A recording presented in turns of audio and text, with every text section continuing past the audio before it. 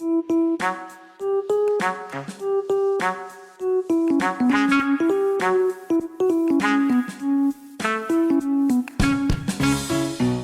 dans Décodeur, le podcast qui parle de celles et ceux qui font la déco aujourd'hui.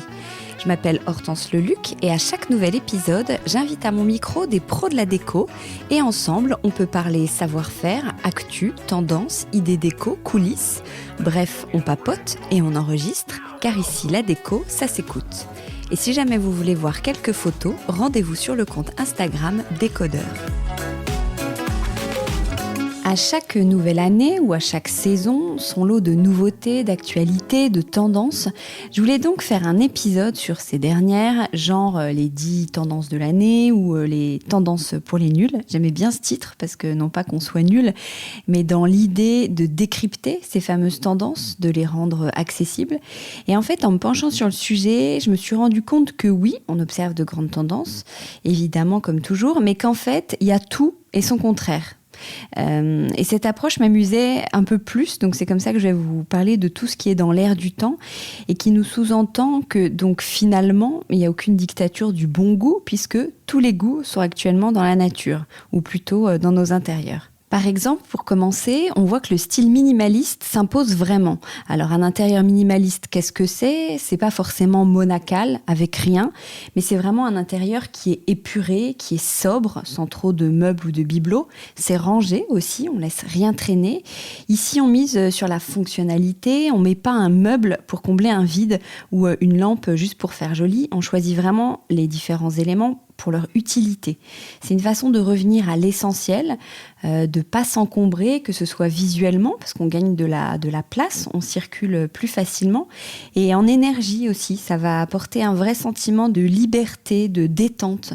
C'est le genre d'intérieur dans lequel on se sent apaisé. C'est une ambiance qui est assez zen en fait, qui est mi-japonisante, mi-néo-rustique. Le style néo-rustique, je vais le développer juste après. En fait, on utilise des matériaux bruts, comme le béton, une vasque en béton par exemple, la pierre, une table en marbre, des bougeoirs en verre, et bien sûr beaucoup de bois qui vient réchauffer tout ça. Parce que oui, attention, minimalisme, ça ne veut pas forcément dire froid. Certes, les couleurs sont plutôt assez neutres, unies, sobres. La palette tourne autour du blanc, du beige, des couleurs de terre. Mais en revanche, on joue à fond avec les matières. Par exemple, si le canapé est gris et les coussins monochromes, pour créer un effet déco, on en choisit un en laine bouclée, l'autre en lin, l'autre à franges.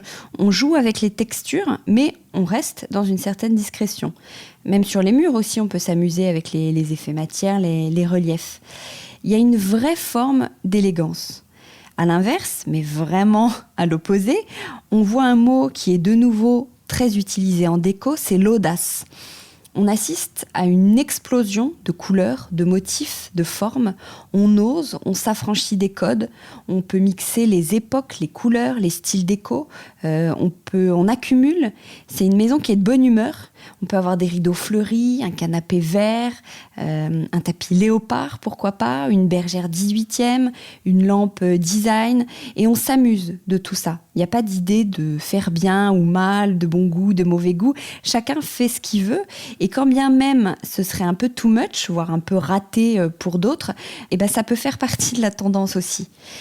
Alors dans cette excentricité, il y a plusieurs choses.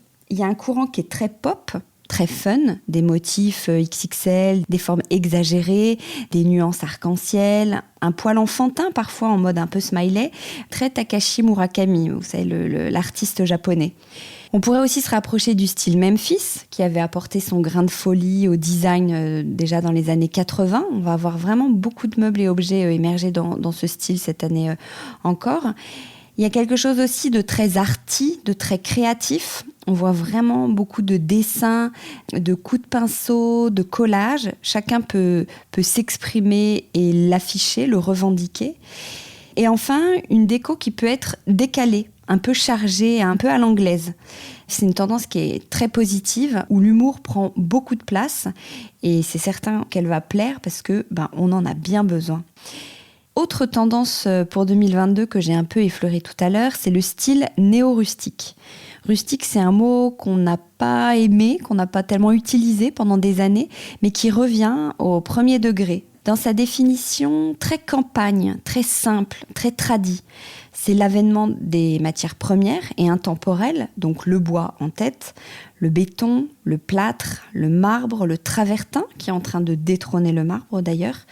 Petite parenthèse sur le travertin, il était très utilisé depuis la nuit des temps, enfin depuis l'Antiquité, plutôt pour le sol, les constructions. Et aujourd'hui, tous les bobos veulent leur table basse en travertin, qui, c'est vrai, a une teinte très douce, comme du sable, et en même temps, les veines apparentes de ce matériau lui donnent beaucoup de caractère. Dans les matières naturelles, on voit aussi beaucoup de paille, des suspensions en fibres naturelles par exemple, de cordes, de rotin, plein de meubles en rotin, ça on ne peut pas y échapper et c'est pas vraiment nouveau, d'osier, de corbeilles tressées, de laine, de tissus bio aussi.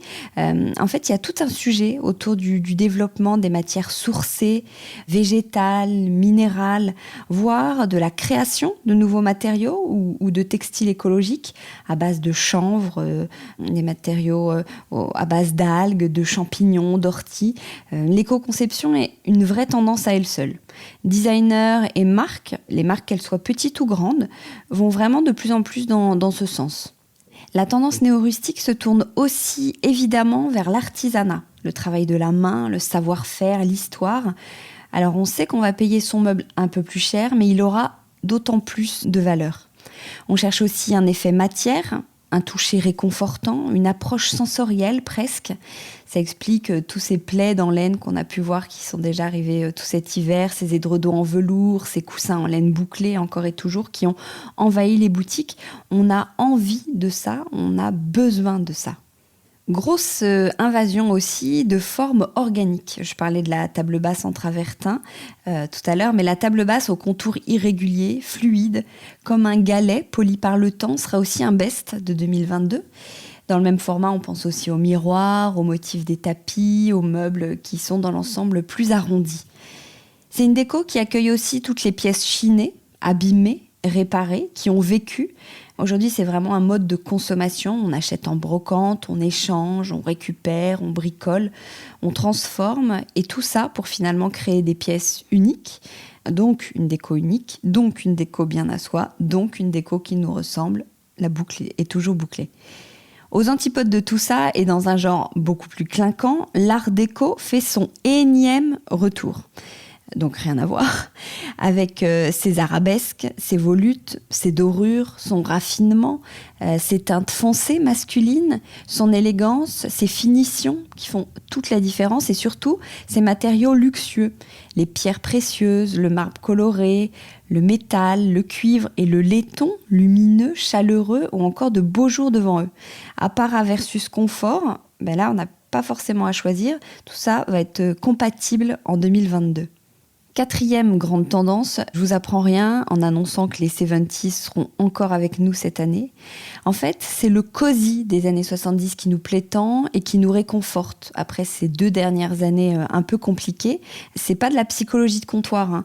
Les formes enveloppantes, rassurantes, chaleureuses, douces, la rondeur, l'aspect boudiné, les boudins, les courbes, les arches, tout ça, ça nous fait du bien.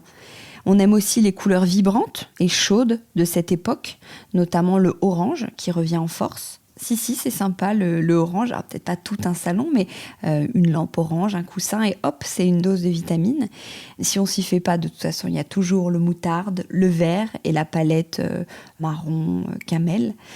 Beaucoup de motifs graphiques, géométriques, enchevêtrés, monogrammes, mais aussi beaucoup de fleurs, des touches psychédéliques, du velours côtelé, du verre fumé, des meubles bas, cosy, du rotin, du cuir, une gaieté un peu bigarrée, hippie, qu'on traduit dans un environnement beaucoup plus contemporain et donc plus facile à adopter parce qu'évidemment, l'idée d'une tendance, comme cette tendance 70s, c'est pas de l'avoir en total look, mais plutôt par touche.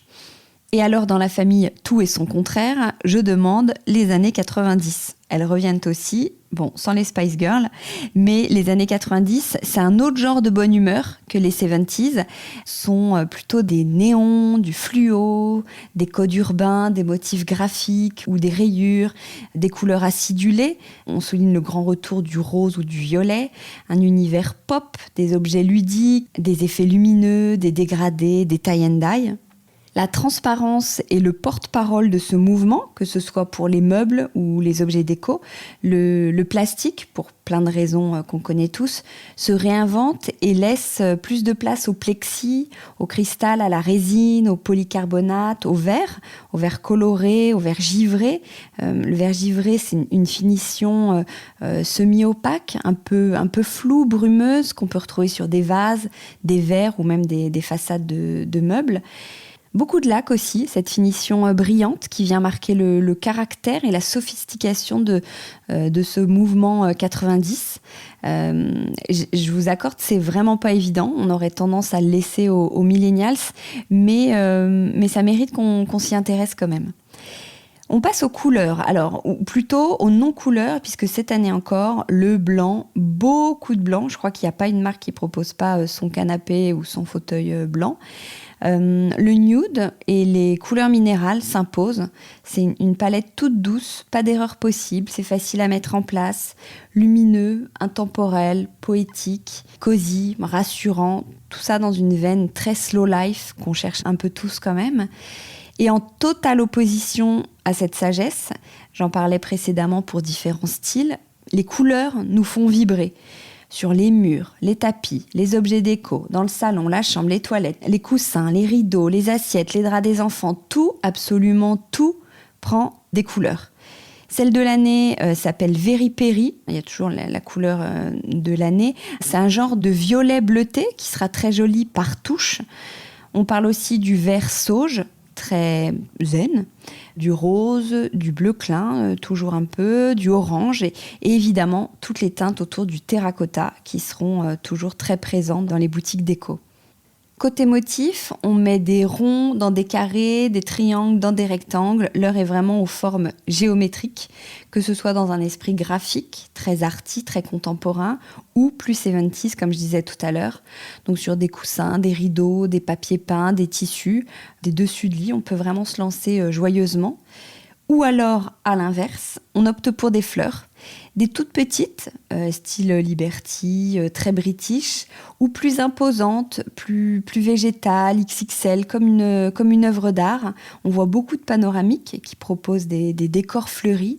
C'est vraiment joli et contrairement à ce qu'on peut croire, c'est quand même assez facile à placer dans l'entrée, un pan de mur du salon, une chambre. C'est vrai que la nature nous manque, alors c'est une manière de la faire entrer dans la maison. D'ailleurs, on peut lui ouvrir grand la porte parce que la vraie tendance, c'est au all over, des fleurs partout. Et des vraies fleurs aussi, bien sûr. Le pouvoir des fleurs est vraiment dingue. Moi, 36-15 ma vie, mais ce matin, j'ai acheté un bouquet, je ne sais pas ce que c'est exactement comme fleurs, mais j'assure que ça a changé ma journée. On a bientôt terminé. Je voulais vous reparler du bois, grand gagnant de ces tendances 2022, et pourtant qui est si intemporel, que ce soit dans une version claire, plutôt nordique, ou beaucoup plus foncée, en noyer, en acacia, en ébène, mais dans tous les cas, ultra chaleureux. Et en totale opposition avec le grand retour du métal. Alors le métal avait disparu, mais il revient, plus élégant et pour asseoir un style très contemporain. Le métal, c'est le laiton, l'acier, l'aluminium, l'inox, le zinc, le fer forgé. Bon, dit comme ça fait pas forcément rêver, mais il faut penser à l'associer à d'autres matériaux pour le réchauffer et jouer avec les différents effets. Patiné, rouillé, brut, mat. Une chaise avec des pieds chromés, une lampe à poser en alu ou une crédence en inox, comme au restaurant, c'est un peu ça le nouvel esthétisme 2022. Enfin, si vous aimez. Parce que, on l'a bien compris, cette année, je le répète, tous les goûts, tous les styles, toutes les envies, tout est possible. Allez, je m'arrête là. Bye bye, à bientôt. Décodeur, c'est terminé pour aujourd'hui. Merci beaucoup d'avoir écouté en entier. Si vous avez aimé cette émission, n'oubliez surtout pas de vous abonner au podcast pour ne pas rater les prochains épisodes. Bien sûr, vous pouvez aussi la partager en l'envoyant à vos proches ou en story Insta. D'ailleurs, vous pouvez me retrouver sur le compte Décodeur où je poste quasiment tous les jours. Et si jamais vous écoutez cette émission sur Apple Podcast et que vous avez 20 secondes, n'hésitez pas à laisser un commentaire. C'est juste sous la liste des épisodes. C'est comme partout, plus j'ai d'avis et d'étoiles, plus le podcast se détache et se fait connaître. Voilà, merci beaucoup et à très bientôt alors, ici ou ailleurs.